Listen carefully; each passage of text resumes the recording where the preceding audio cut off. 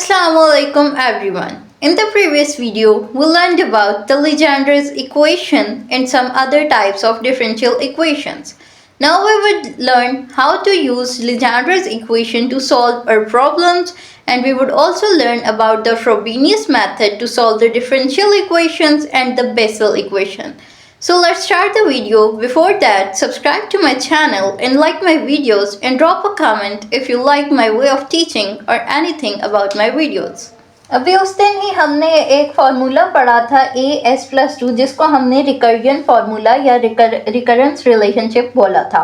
अब उसके अंदर अगर हम s is equal to 0 put कर दें तो उसके मदद से हमारे पास ये लेजेंड्रे इक्वेशन की बात कर रहे हैं हम, हमारे पास क्या आ जाएगा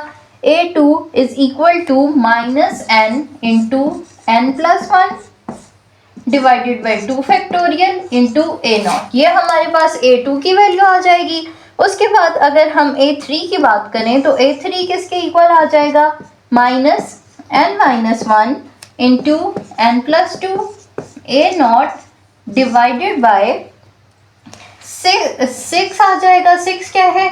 6 3 का फैक्टोरियल है, 6 या फिर 3 फैक्टोरियल यहाँ लिख देंगे हम। तो 3 का फैक्टोरियल क्या होता है 6 होता है। तो ये कैसे आया है हमारे पास जब हमने s is equal to 0 put किया। वो जो आप मेरी लास्ट वीडियो देख सकते हैं उसके अंदर हमने एक जनरल फार्मूला लिखा था जिसे हमने रिकर्जन फार्मूला या फिर रिकरेंस रिलेशनशिप बोला था। उसके अंदर अगर s is equal to 0 put कर देंगे तो हमारे पास a2 की वैल्यू आ जाएगी और उसके बाद अगर हम उसके अंदर s is equal to 1 put कर देंगे तो हमारे पास a3 की वैल्यू आ जाएगी। लेकिन ये जो लेजेंड्रे इक्वेशन है इसका जो सॉल्यूशन है, सॉल्यूशन क्या होता है हर इक्वेशन डिफरेंशियल इक्वेशन का y होता है। तो ये वाली जो लेजेंड्रे इक्वेशन है इसका जो सॉल्यूशन है वो एक्चुअली दो स्पेसिफिक टर्म्स पे कंसिस्ट करता है, यानी कि y1 ऑफ x, यानी कि इसके अंदर क्या होता है इवन और ऑड को अलग अलग कर दिया जाता है, यानी इवन कोफिशिएंट्स और ऑड कोफिशिएंट्स इसके अंदर अलग अलग हो जाते हैं। यानी कि फार्मूला बना ही इस तरीके से है कि इवन और ऑड के लिए अलग अलग होता है ये। अब जब हम ऑड इवन कोफिशिएंट्स के लिए ले लेंगे हमारे पास क्या बन जाएगा 1 minus n into n plus 1 x square divided by 2 factorial plus n minus 2 n into n plus 1 और साथ ही इसके अंदर n plus 3 x4 divided by 4 factorial plus up to so on. यानी कि ये क्या है ये इवन जो हमारे पास कोफिशिएंट्स हैं उनके लिए ये वाला फार्मूला है और जो ऑड पावर्स हैं उनके लिए हमारे पास फार्मूला आ जाएगा y2x is equal to x minus n minus 1 n plus 2 divided by 3 factorial into x cube plus n minus 3 n minus 1 n plus 2 n plus 4 और a की सबस्क्रिप्ट में 5 है अब और divided by 5 factorial plus up to so on. तो यानी कि ये जो हमारे पास लेजेंड्रे इक्वेशन होती है इसका जब सॉल्यूशन आता है तो वो ऑड पावर्स के ऑड जो हमारे पास कोफिशिएंट्स है उनके लिए अलग होता है और इवन कोफिशिएंट्स के लिए अलग होता है और जो ओवरऑल सॉल्यूशन है वो इन दोनों के सम के इक्वल होता है। यानी कि y किसके इक्वल आ गया a0 y1x plus a1 y2x, जहाँ पर हमारे पास ये जो a0 है ये 0 2 4 ऐसे वाले कोफिशिएंट्स को शो करेगा, यानी a0 a2 a4 टाइप के कोफिशिएंट्स को शो करेगा, यानी कि इवन कोफिशिएंट्स को शो कर रहा है और ये वाला ऑड कोफिशिएंट्स को शो कर रहा है। और ये y1x और y2x भी हमने देख लिया कि उसके लिए क्या क्या फार्मूलाज होते हैं। तो फिलहाल आप ये फार्मूला याद रख सकते हैं कि कैसे हमारे पास क्या फार्मूला होता है और इसको ही ताकि आप लोग आगे यूज़ कर सकें एग्जाम्पल्स करते हुए। उसके बाद हम देखते हैं कि जी लेजेंड्रे पॉलिनोमियल क्या होता है। तो लेजेंड्रे पॉलिनोमियल जो है वो हमारे पास जो सॉल्यूशन आता है यानी सॉल्यूशन ऑफ लेजेंड्रे इक्वेशन उसको हम लेजेंड्रे पॉलिनोमियल बोलते हैं।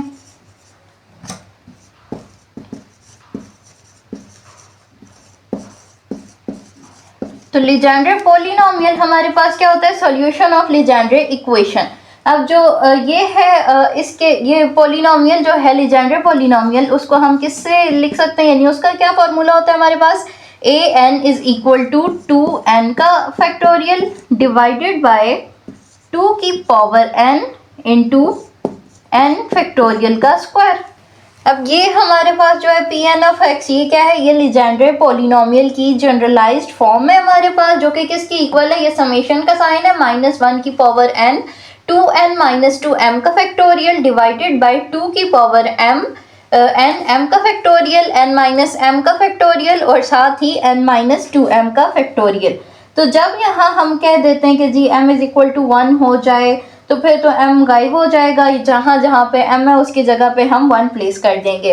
वैसे जनरली m किसके इक्वल होता है, m is equal to n by 2 के इक्वल होता है और n माइनस 1/2। ये सारे जनरल रूल्स हैं, जनरल फार्मूलाज हैं, जनरल बातें हैं जो हमें बस पता होनी चाहिए कि कैसे हैं। और फिर यानी ये जो पॉलिनोमियल है इसकी नॉर्मलाइज्ड कंडीशंस क्या होती हैं, यानी अगर हम इसको नॉर्मलाइज करें तो नॉर्मलाइज फॉर्म्स क्या निकलती हैं इसकी, यानी कि नॉर्मलाइज कैसे कर रहे हैं हम कि n की कोई वैल्यू डाल रहे हैं तो फिर हमारे पास जो पॉलिनोमियल की वैल्यू आ रही है उसे हम कहते हैं नॉर्मलाइज फॉर्म। अगर हम देखें तो अगर at n is equal to 0, यानी 0 के ऊपर जो हमारे पास p0 ऑफ x है, यानी ये जो लीजेंड्रे पॉलिनोमियल है ये क्या बन जाएगा, इसकी वैल्यू आ जाएगी 1। या आप लोग सब्स्टिट्यूट करके भी देख सकते हैं, m किसके इक्वल होगा, 1/2 के इक्वल आ जाएगा, जहाँ जहाँ पे भी m है वहाँ पे 1/2 लिख देना और n की वैल्यू 1 डाल देना। तो फिर p नॉट ऑफ x किसके इक्वल आ जाएगा, 1 के इक्वल आ जाएगा। फिर at n is equal to 1 पे क्या हो रहा है हमारे पास, p1 ऑफ x किसके इक्वल आ रहा है, x के इक्वल आ रहा है। ये भी आप प्रूव कर सकते हो, अगर n 1 है तो m जो है वो 1/2 होगा। उसके बाद हम देखें अगर तो ये आ जाएगा, मतलब n इज इक्वल टू 2 पे देखें, n इज इक्वल टू 2 पे p2 ऑफ x किसके इक्वल आ जाएगा, 1/2 3 लैम्डा माइनस 1 के इक्वल आ जाएगा। ये भी आप ऊपर से प्रूव करके देख सकते हो, यानी कि ऊपर अगर n इज इक्वल टू 2 डालो और फिर m जो है वो 1 आ जाएगा, और m 1 डाल के देख लेना। तो यही हमारे पास ये जो है ये नॉर्मलाइज्ड फॉर्म्स हैं लीजेंड्रे पॉलिनोमियल की। अब जैसे हमारे पास आगे एक एग्जाम्पल आती है, एग्जाम्पल क्या है,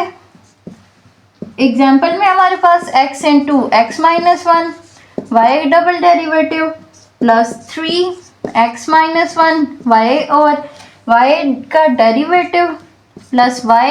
इज इक्वल टू 0। अब हमारे पास हमने पहले भी बात की हुई है कि स्टैंडर्ड फॉर्म में क्या होता है, ये चीज़ यानी जो फर्स्ट हाईएस्ट ऑर्डर या फिर हाईएस्ट ऑर्डर वाली जो चीज़ होती है उसका कोफिशिएंट क्या होना चाहिए, 1 होना चाहिए। अगर 1 होना चाहिए तो इसको हम डिवाइड कर देते हैं x इंटू एक्स माइनस 1 से, इस पूरी इक्वेशन को डिवाइड कर देते हैं। अब जब हम इस पूरी इक्वेशन को for example x into x minus 1 से डिवाइड करें, ये वाली चीज़ कैंसिल हो जाएगी, यहाँ पर आ जाएगा x इंटू एक्स माइनस 1। इसी तरह y के नीचे भी आ जाएगा x इंटू एक्स माइनस 1। अब अगर x इंटू एक्स माइनस 1 इसके नीचे आ रहा है तो हमें क्या पता लगा कि x इज इक्वल टू 0 अगर हम यहाँ पुट कर देते हैं, x is equal to 1 put कर देते हैं तो डिनोमिनेटर तो क्या हो जाएगा, 0 हो जाएगा। यानी कि इस इक्वेशन के अंदर ये जब 0 हो जाएगा तो कोई भी चीज़ जब हम 0 से डिवाइड करते हैं तो आंसर क्या आ जाता है, यानी कि 1/0 इज इक्वल टू इन्फिनिटी होता है ना। यानी कोई भी नंबर अगर हम 0 से डिवाइड कर रहे हैं तो रिजल्टेंट तो हमें इन्फिनिटी मिल जाएगा। तो जब इन्फिनिटी मिल गया तो यानी कि ये फंक्शन अनडिफाइंड हो जाएगा। जब ये फंक्शन अनडिफाइंड हो गया तो हम कहते हैं कि ये हमारे पास लीजेंड्रे इक्वेशन है ही नहीं। अब जैसे अब हमने क्या करना है, फ्रोबेनियस मेथड के थ्रू हम इस टाइप की एग्जांपल्स को सॉल्व करने की कोशिश करेंगे। अभी जो पीछे हमने एग्जांपल देखी थी जिसके अंदर वो तो लीजेंड्रे इक्वेशन थी ही नहीं, तो उसको हम कैसे सॉल्व कर सकते हैं, फ्रोबेनियस मेथड के थ्रू सॉल्व कर सकते हैं। तो अब ये जो फ्रोबेनियस मेथड है इसके अंदर बेसिकली होता क्या है, या फिर ये खुद बेसिकली है क्या, ये सॉल्यूशन है ऑर्डिनरी डिफरेंशियल इक्वेशन का और ये एक्सटेंशन है पावर सीरीज़ की। तो ये पावर सीरीज़ की एक्सटेंशन है, तो इसका क्या मतलब है कि जब हम इसके थ्रू इन डिफरेंशियल इक्वेशंस को, इस टाइप की डिफरेंशियल इक्वेशंस को, यानी जिनके अंदर y का डबल डेरिवेटिव है, साथ x² है, x है और साथ bx कोई और फंक्शन भी है और साथ y का डेरिवेटिव भी है और y के साथ भी कोई ना कोई फंक्शन है, यानी कि कांस्टेंट फंक्शंस, कांस्टेंट कोफिशिएंट्स नहीं है इसके बल्कि वेरिएबल्स हैं। तो फिर उसका सॉल्यूशन क्या आएगा इस टाइप की इक्वेशंस का, वो आ जाएगा xr summation y x is equal to xr summation जो आगे पावर सीरीज होती है, यानी पावर सीरीज ही इसका सम जो है वो पावर सीरीज के इक्वल होगा, लेकिन ये जो एक्स आर है इसकी हमने बीच में एडिशन कर दी है। m इज इक्वल टू 0 से इन्फिनिटी तक जा रहा है, और साथ यहाँ पावर सीरीज किसके इक्वल होती है, am x की पावर m के इक्वल होती है बेसिकली। तो यहाँ से हम इसको यूं भी कह सकते हैं, यानी कि ये किसके इक्वल होगा, एक्स आर, एक्स की पावर आर इंटू इस ये जो पावर सीरीज है इसको हम कैसे लिख सकते हैं, पावर सीरीज होती है ना हमारे पास a naught plus a one x plus a two x square plus up to so on, ये पावर सीरीज होती है। तो ये जो पावर सीरीज है जब हम इसको x की पावर r से मल्टीप्लाई कर देते हैं तो हमारे पास y ऑफ x का सोल्यूशन आ जाता है। तो अभी हम और ये जो सोल्यूशन है ये रियल अभी मतलब यहाँ पर क्या चीज़ अननोन है, ये r अननोन है, और ये r जो है ये रियल भी हो सकता है और कॉम्प्लेक्स भी हो सकता है, यानी कि इमेजिनरी भी हो सकता है या फिर रियल भी हो सकता है। और अब बेसिकली जब भी हमारे पास फ्रोबेनियस मेथड को हम यूज़ कर रहे होते हैं तो दो चीज़ें हमें फाइंड करनी पड़ती हैं, एक तो ये r फाइंड करना पड़ता है और दूसरा ये जो कोफिशिएंट्स हैं ये फाइंड करने पड़ते हैं। तो अब हम एक एग्जांपल के थ्रू देखते हैं कि कैसे हम ये जो कोफिशिएंट्स हैं और ये r है इसको हम फाइंड कर सकते हैं। ये हमारे पास एक एग्जांपल है, इसको हम यानी कि y का डबल डेरिवेटिव और साथ x स्क्वायर भी है, यानी ये थोड़ी बहुत ही लीजेंड्री इक्वेशन से मिलती है, लेकिन उसके थ्रू हम नहीं सॉल्व कर सकते इसे, क्योंकि इसके अंदर सिंगुलर पॉइंट्स भी हैं। सिंगुलर पॉइंट्स ना होते तो शायद लीजेंड्री इक्वेशन के थ्रू सॉल्व कर लेते, लेकिन फिलहाल हम देखते हैं कि अब x से ही अंदर मल्टीप्लाई हो जाएगा एक्स स्क्वायर, ये अभी ही हम y के डेरिवेटिव के साथ भी मल्टीप्लाई कर देते हैं, माइनस एक्स इंटू वाई का डेरिवेटिव प्लस 3x y का डेरिवेटिव माइनस y का derivative plus y is equal to 0। और उसके बाद नेक्स्ट स्टेप हमारे पास क्या होता है कि हम बेसिकली y को इस टाइप की जब भी इक्वेशंस आ जाती हैं तो हम y को किसी न किसी के इक्वल लेट करते होते हैं। तो अभी क्योंकि हमने थोड़ी देर पहले भी बात की है कि ये पावर सीरीज की एक्सटेंशन है, यानी कि हमें ये तो समझ आ गया y का डबल डेरिवेटिव है, और उसके साथ इस टाइप की जब हमारे पास इस टाइप का कोई उसके साथ कोफिशिएंट आ जाएगा तो हम क्या कहेंगे कि ये फ्रोबेनियस मेथड से सॉल्व होगी, क्योंकि लीजेंड्रे पॉलिनोमियल तो फेल हो गया इस केस में। तो फिर यानी कि y किसकी इक्वल आ जाएगा, अगर ये पावर सीरीज से सॉल्व हो रही है तो उसके अंदर y हमारे पास बेसिकली किसके इक्वल आ जाता होता है, समेशन ए नॉट, और यहाँ आ जाता है x की पावर m, यहाँ ए नॉट नहीं है सॉरी ये पे ए एम है, और x m dot x r, सिर्फ और सिर्फ एक एक्स आर, ये नहीं ये एक्सटेंशन है पावर सीरीज की, तो सिर्फ एक एक्स आर जो है वो इसके अंदर इंक्रीज हो जाता है, यानी y तो हमारे पास इसके इक्वल आ गया, पहला स्टेप हमने कर लिया। इस टाइप की इक्वेशंस के अंदर हमेशा यही करना होता है, सबसे पहले y लेट करते हैं, उसके बाद y का डेरिवेटिव लेते हैं, तो क्या आ जाएगा, ए एम तो कांस्टेंट है एज इट इज़ आ जाएगा, समेशन साथ ही लिखते रहते हैं हम, क्योंकि समेशन का क्या मतलब है कि ढेर सारी टर्म्स है हमारे पास यहाँ पे। फिर a m as it is आ गया क्योंकि कांस्टेंट था, ये x की पावर, इसको हम यूँ भी लिख सकते हैं ना, x की पावर m प्लस आर। तो अब नेक्स्ट स्टेप में क्या होता है कि जो n है यानी जो पावर है उसको यहाँ ले आते हैं, और फिर x की power m plus r minus 1, यानी ये डेरिवेटिव वाला फार्मूला है, ये x की पावर इस पूरे को अगर हम n कंसीडर करें तो n माइनस 1, और ये भी क्या है, ये n है यानी कि पावर है उसकी, तो ये y का सिंगल डेरिवेटिव आ गया। फिर y का जो डबल डेरिवेटिव है वो किसके इक्वल आ जाएगा, summation a m m plus r as a constant treat हो जाएगा, और यहाँ ये जो पावर है इसकी ये पीछे आएगी m प्लस आर माइनस 1,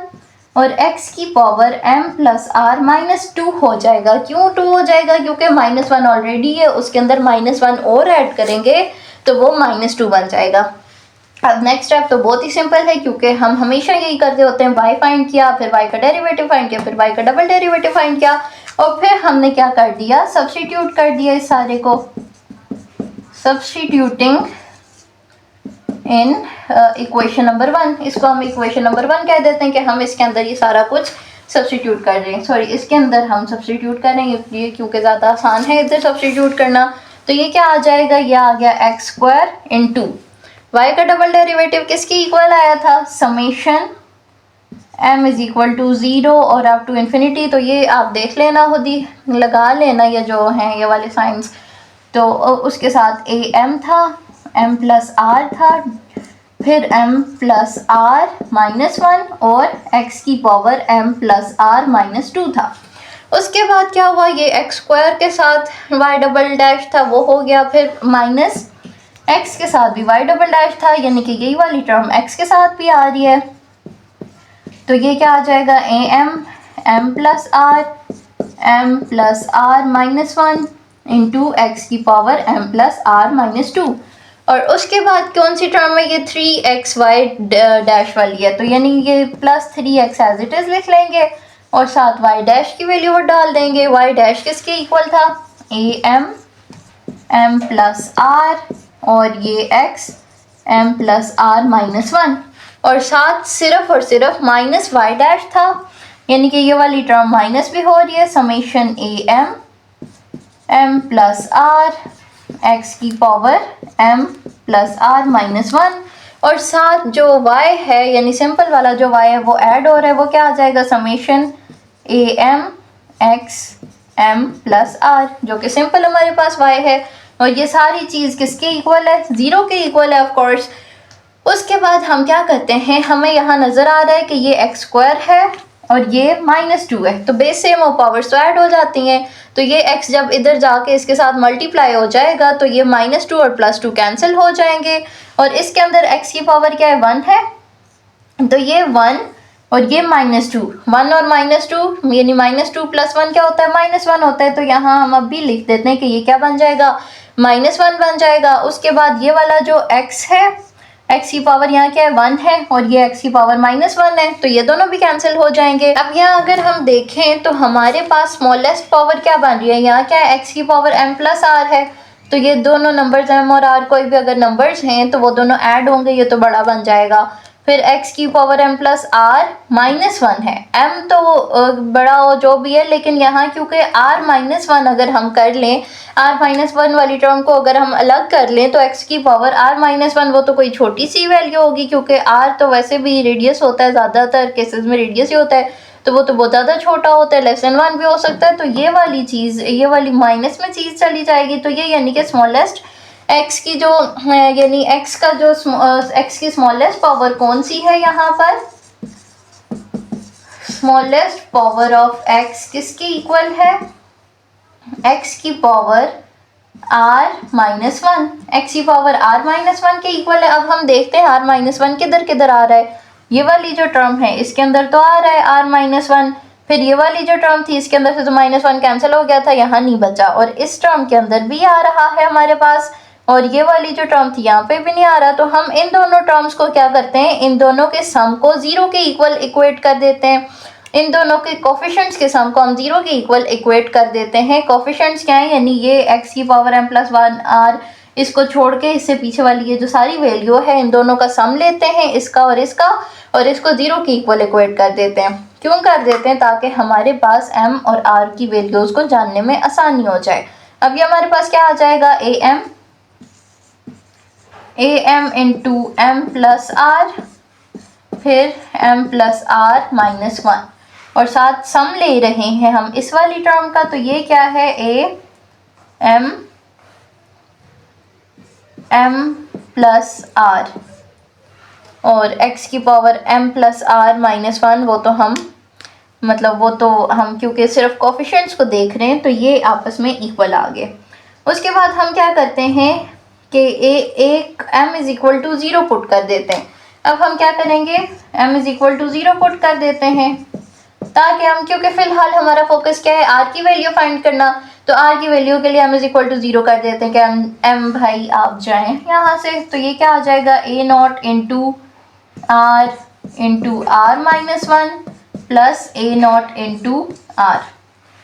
अब यहाँ से a0 को अगर हम कॉमन लेके दूसरी साइड डिवाइड कर दें तो फिर a0 तो गया, यहाँ से गायब हो गया, और सिर्फ हमारे पास पीछे r बच जाएगा, r² minus r plus r is equal to 0।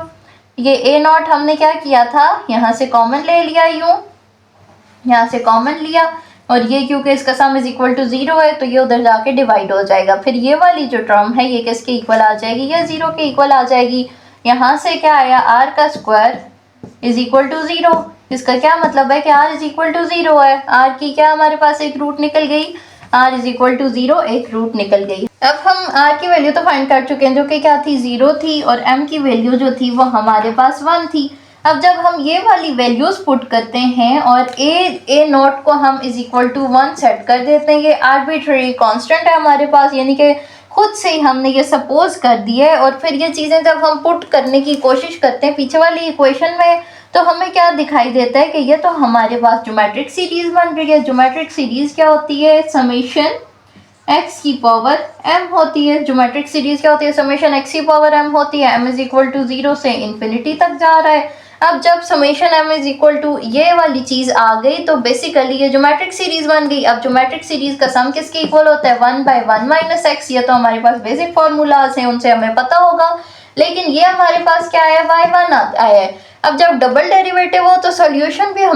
Solution में हमारे पास 2 वाइज आने चाहिए। एक वाई तो ये आ गया, कहाँ से? ये ज्योमेट्रिक सीरीज थी उसके सम से आ गया। लेकिन ये वाली बात हमने पिछले लेक्चर में भी डिस्कस की थी कि जब हमारे पास x की पावर m हो और रूट हमारे पास a की निकल रहा हो, तो जो दूसरा सॉल्यूशन होता है उसके लिए हम क्या करते हैं? log ऑफ x से इस चीज को ये वाली जो टर्म है, यानी जो पहला वाला सॉल्यूशन है, उसे हम log ऑफ x से मल्टीप्लाई कर देते हैं। तो ये क्या आ जाएगा? y2 is equal to log of x divided by 1 minus x। और जो होल हमारे पास y है सॉल्यूशन, वो किसके इक्वल आ जाएगा? y1 plus y2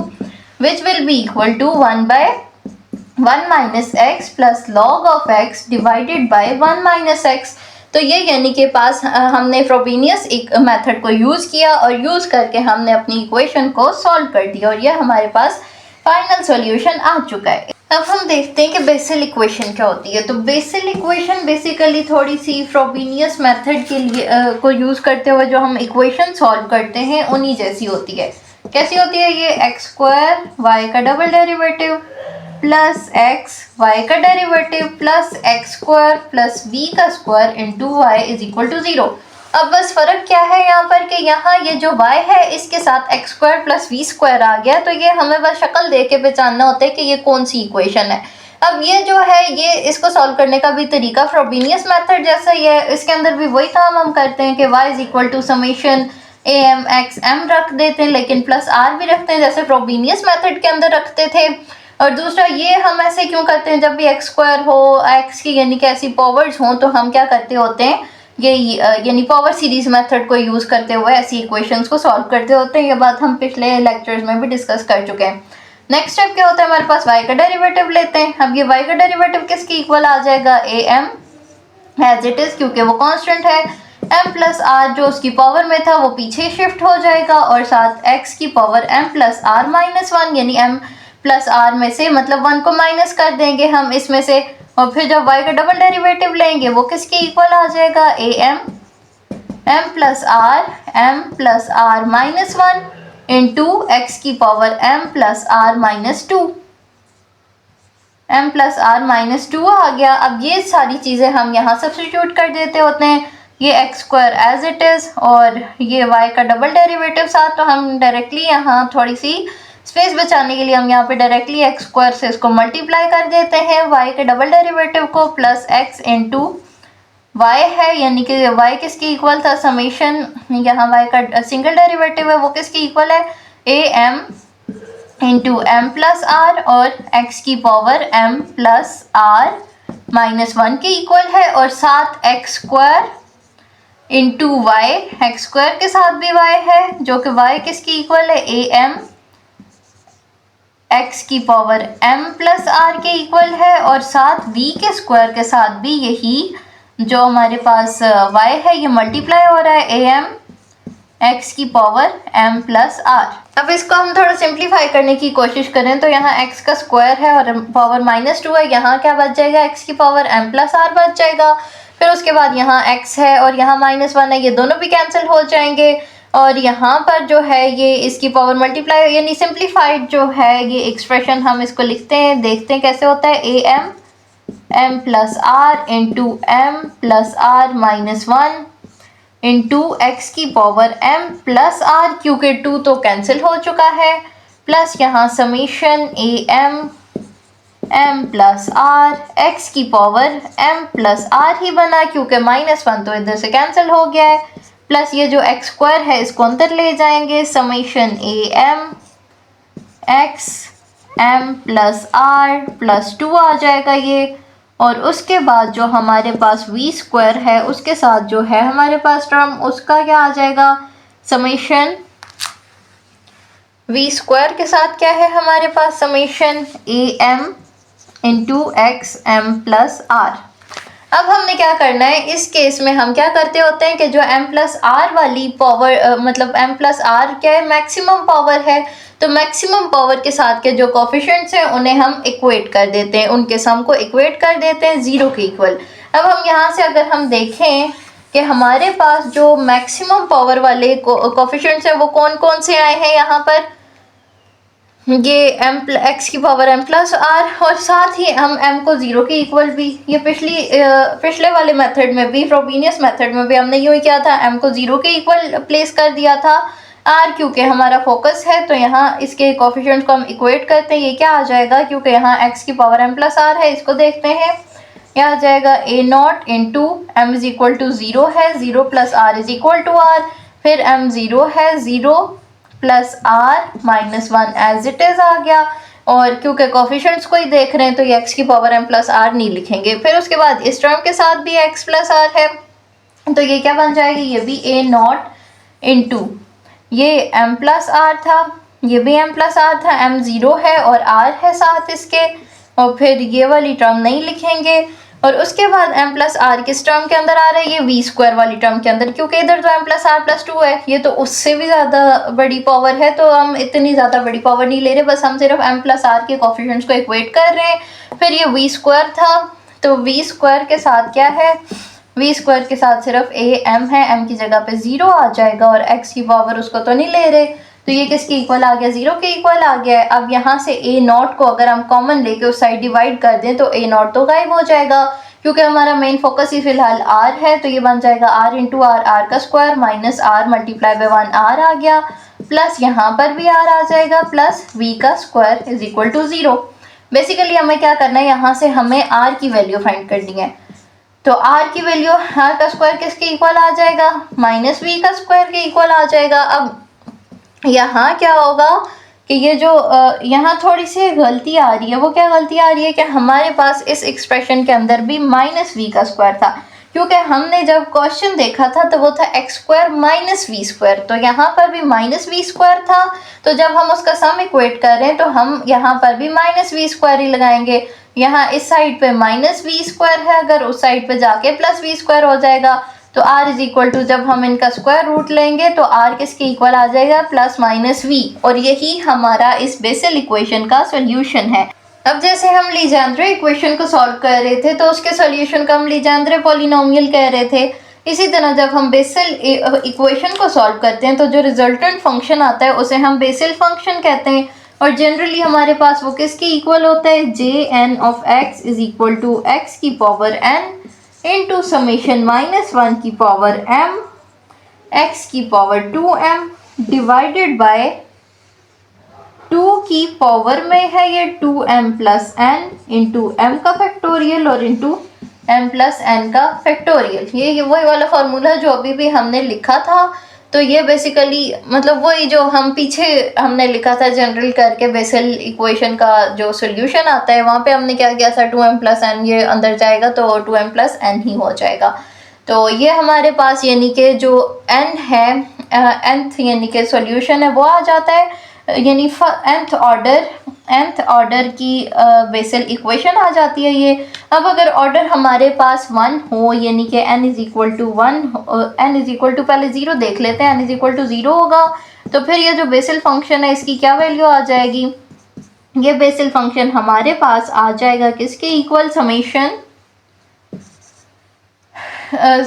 as it is है, और x की पावर 0 है तो x की पावर 0 इज इक्वल टू 1, ये माइनस 1 है और ये ऊपर m है, तो m एज इट इज़ हम रहने देते हैं फ़िलहाल, सिर्फ n को ही कैंसिल करते हैं, 2m डिवाइडेड बाय 2 की पावर 2m, और n क्योंकि 0 है तो वो कैंसिल हो चुका है, इंटू m का फैक्टोरियल, m प्लस n है, n 0 हो चुका है तो वो भी m प्लस n का फैक्टोरियल जो था, तो ये m प्लस n के फैक्टोरियल का होल स्क्वायर बन चुका है। अब हमें क्या पता लगा यहाँ से कि ये क्या है, ये m है और ये m के फैक्टोरियल का स्क्वायर बन गया है। तो यहाँ से हमने क्या देखा कि ये जो है ये वाली जो इक्वेशन हमारे पास बनी है ये क्या आ रही है, ये तो थोड़ी जानी पहचानी आ रही है। x की पावर 2m यानी कि इवन पावर्स हैं यहाँ पर भी इवन पावर्स चल रही हैं और साथ फैक्टोरियल भी है। तो ये ये कौन सा आ गया, ये हमारे पास कोसाइन फंक्शन आ गया। यानी कि जो हमारे पास ज़ीरो ऑर्डर की बेसल इक्वेशंस होती हैं, बेसल फंक्शंस है ज़ीरो ऑर्डर के, वो किसके इक्वल होते हैं, वो कोसाइन फंक्शन के इक्वल होते हैं। इसी तरह से जब हम n is equal to 1 substitute करते हैं तो j1 ऑफ x किसकी इक्वल आ जाएगा, j1 of x is equal to summation -1 की पावर m x की power 2m plus 1 divided by 2 की power 2m plus 1 into m का फैक्टोरियल और साथ m प्लस 1 का फैक्टोरियल। तो यानी कि ये क्या बन गया, ये हमारे पास जानी पहचानी एक इक्वेशन बन रही है। किसकी इक्वेशन समेशन बन रही है, ये साइन फंक्शन की। तो यानी कि ये हमारे पास साइन फंक्शन आ चुका है और ये हमारे पास कोसाइन फंक्शन आ चुका है। यानी जो हमारे पास ज़ीरो ऑर्डर की बेसल इक्वेशंस होती हैं, बेसल फंक्शंस होते हैं, बेसल फंक्शंस को हम जे ऑफ एक्स से रिप्रेजेंट करते हैं। तो ज़ीरो ऑर्डर के अगर ये होंगे तो वो क्या आ जाएगा हमारे पास, कोसाइन फंक्शन आ जाएगा, और वन ऑर्डर के होंगे तो ये साइन फंक्शन आ जाएगा।